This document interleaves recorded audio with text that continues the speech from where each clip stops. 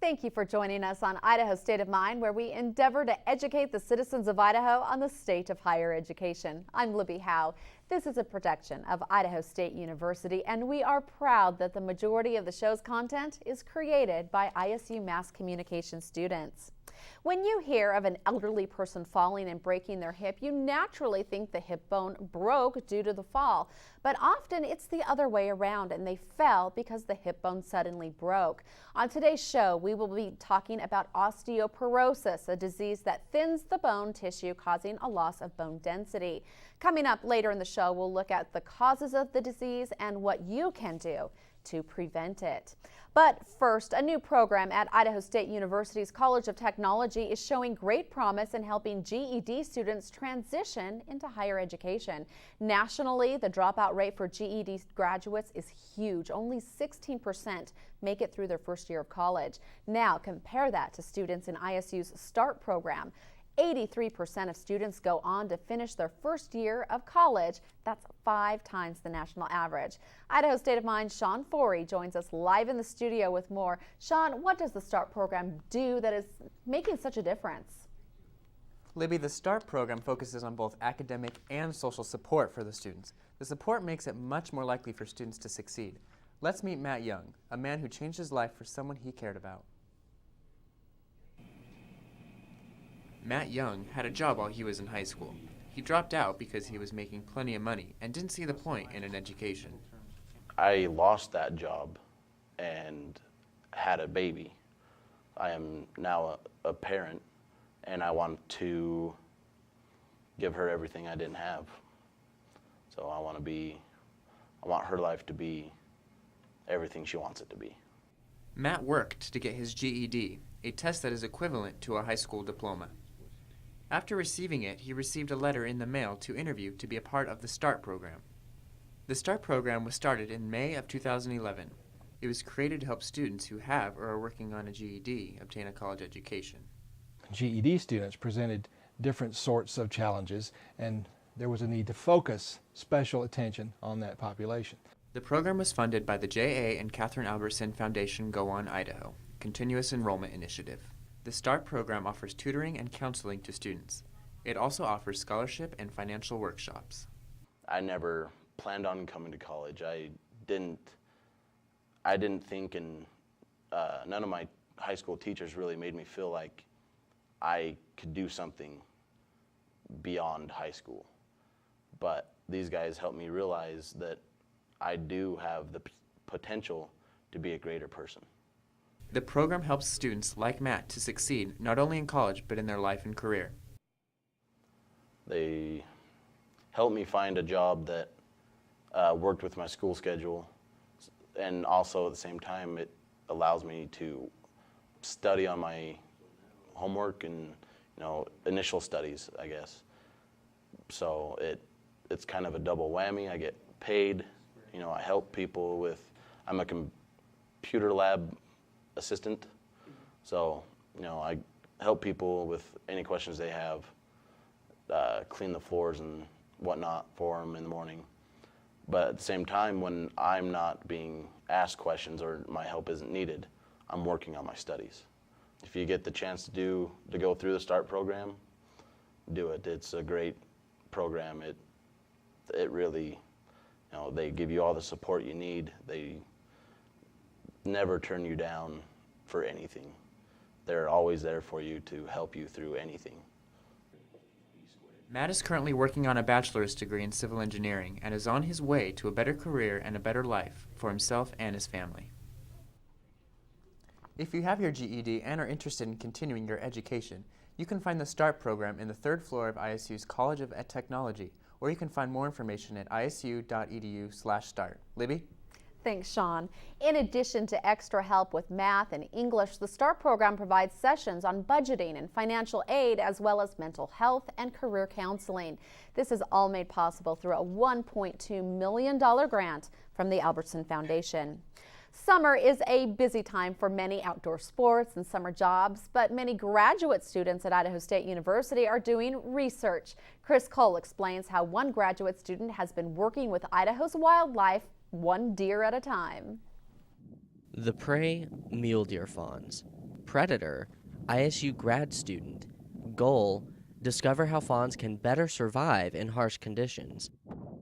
Graduate student Jessie Teal is trying to discover why deer in the Chalice area are much healthier than those in the Stanley area. I wanted to incorporate what I thought was missing, which was a little bit of a habitat component, and specifically focusing on what I thought was most important is the newborn deer. Teal is working to identify what Chalice vegetation is preferable to the vegetation in Stanley. Along with volunteers and a few employees from the Idaho Fish and Game and the Salmon Idaho Mule Deer Foundation, Teal spent a month outdoors searching for mule deer fawns. She places an elastic banded collar on the fawn that will track where it goes to feed. The collar grows with the fawn, and about a year after the collar has been placed, wires in a casing rot off, allowing the collar to fall off and Teal to go and get it. While she looks for the deer, she also collects the plants and droppings around them to study later. The Idaho Department of Fish and Game is always really excited anytime we get the opportunity to work with Idaho State University. And I think they have an exceptional wildlife program down there, and we're just really excited to be able to partner up with the university to accomplish objectives for the state as well. Teal hopes that once her research is complete, the best vegetation can be brought into the Stanley area and help the mule deer population stay strong. In Stanley, Idaho, Chris Cole, Idaho State of Mind. Teal and her research team collared 50 fawns in just 15 days and have since been studying the plant and dropping samples to complete her study. No longer just man's best friend, guard dogs may be sheep and cattle's best friend as well. An ISU study shows sheep and cattle herds can roam more freely and feel safer when they're accompanied by a guard dog. The study showed when herds have the protection of large dogs, such as Grand Pyrenees, they eat more, have less stress, and are more comfortable with traveling longer distances. If we can show that they had increased the health of the animals through this and other studies, then we can show that there can be increased profits by using these animals. And so this is kind of a founding study in that area. With the protection of guard dogs, ranchers can see increased value in their animals without a loss in predator populations. Researchers add that the dogs are most active at dusk when predators tend to be more active. Recycling just one soda can saves enough energy to power a television for 3 hours. Going green is catching on in the U.S. In 2009, about 34% of people recycled. That's more than double the 1990 rate and more than 5 times what people were doing in 1960.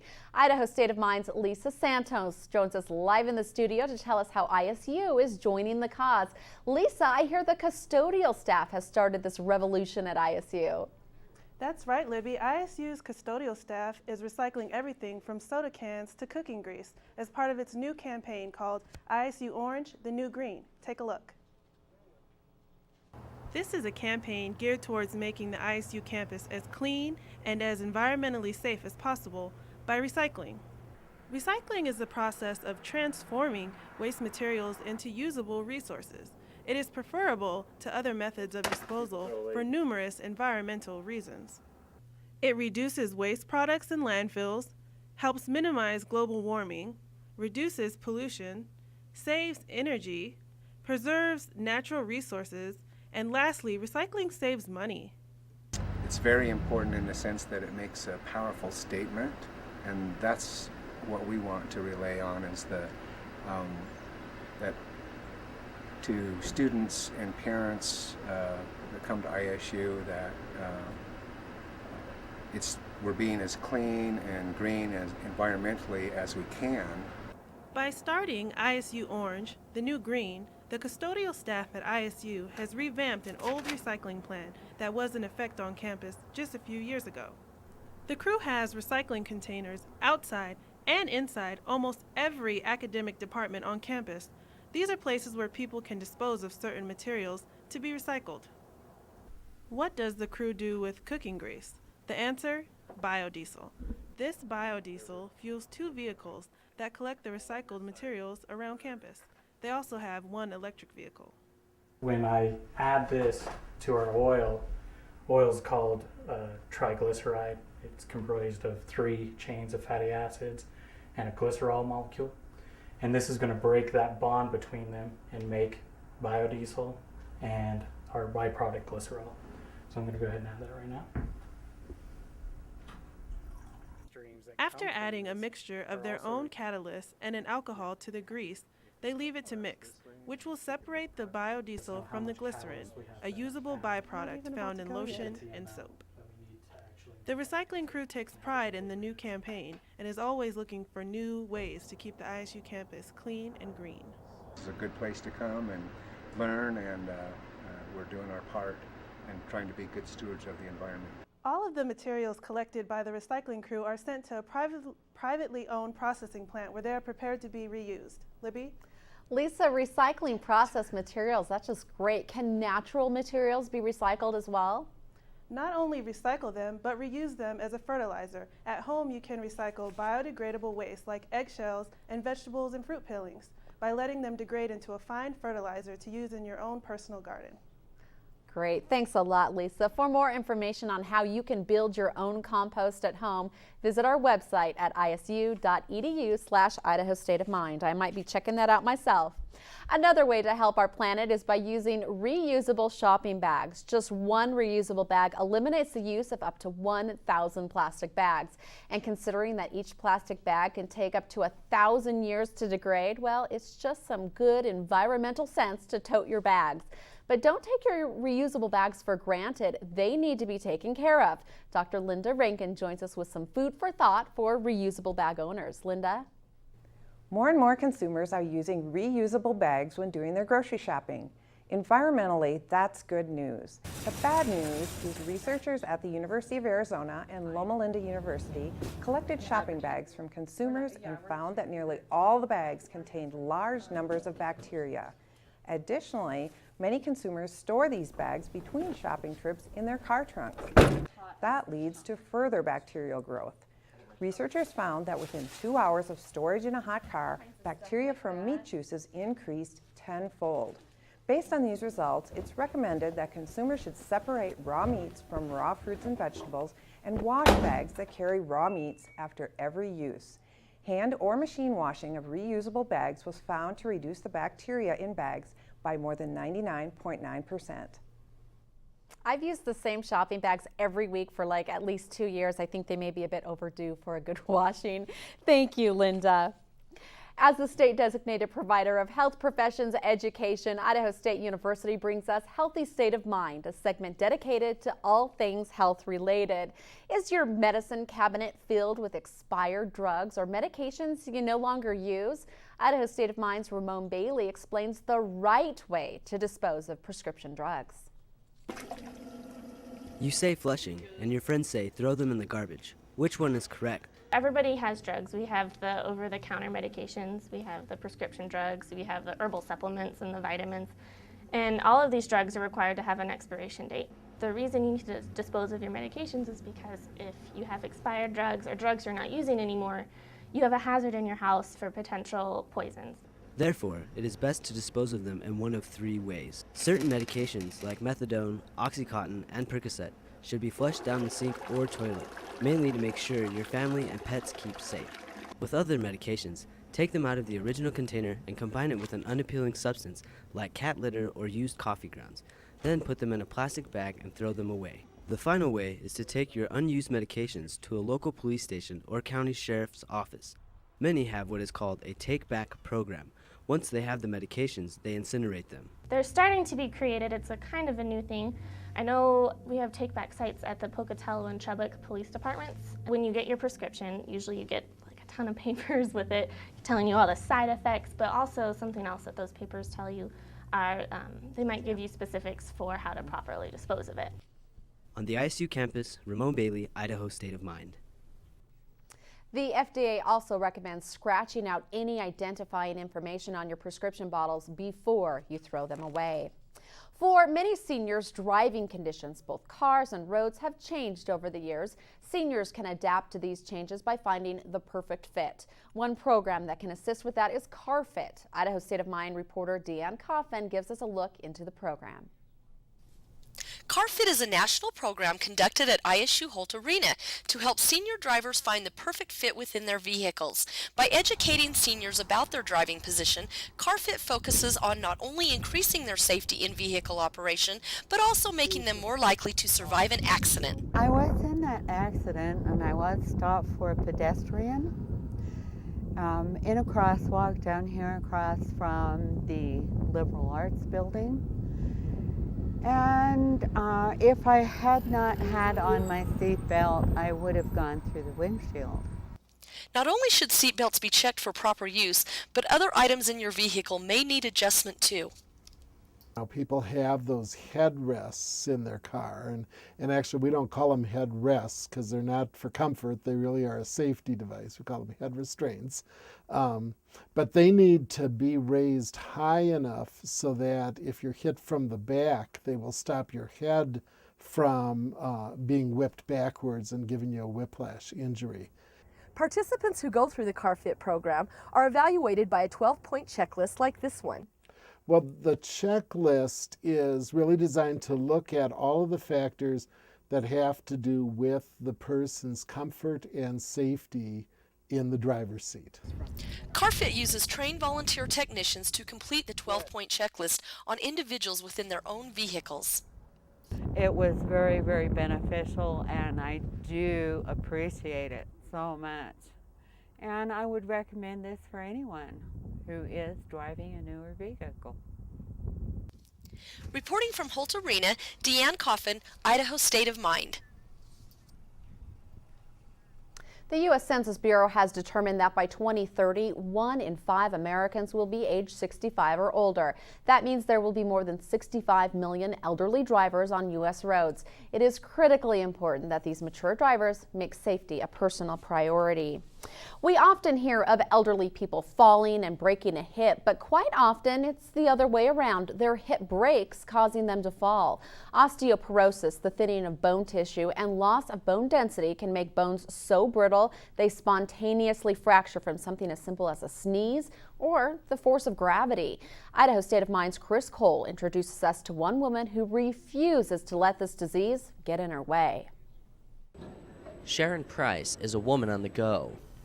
I'm basically retired. I'm 62 years old, and I could retire, but I choose not to. I like to be active, and I like to work and do things. So when she found out she was borderline osteoporosis, she decided not only to stay active, but become even more active. I've noticed a lot of definition in my arms and my back, and I just feel so much stronger, and I don't feel a bit my age. Pocatello Family Medicine and Idaho State University have teamed up to help people with diabetes, high blood pressure, and osteoporosis battle their various conditions. The main thing you do for the bones is strengthen. That sounds like it should be for the muscles, but as those muscles pull on the bones, they actually help to strengthen those bones. Sharon is not alone. More than 40 million people in the United States have osteoporosis or are at high risk due to low bone density. One way to prevent osteoporosis early is to begin some type of workout regimen. Sharon does exercises like bicep curls, seated dips, and shoulder presses. Along with medication, these activities have helped Sharon strengthen her bones and reverse further progression of osteoporosis. This is very preventable, but it does take years of prevention. And then, once you hit 50, you just keep on going. You don't stop, you don't let yourself decay, because then it won't be a problem.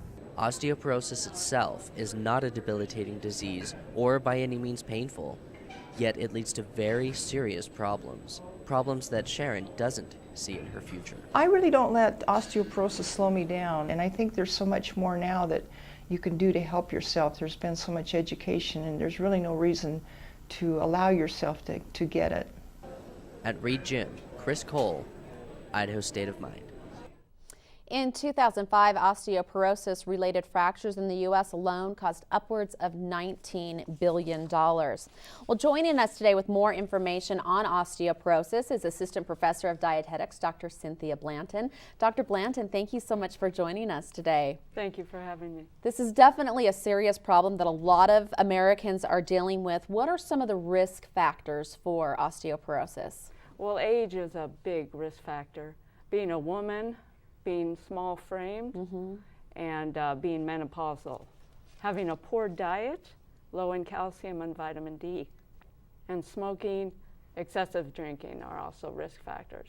Okay, so there's some of those things that we have some control over and some that we don't. We can't necessarily control our small frame. Now, why is small frame such an issue? Well, there's simply less reserve to pull from when you're older. So less bone to pull from, it wouldn't take much for you to sustain a fracture. Okay.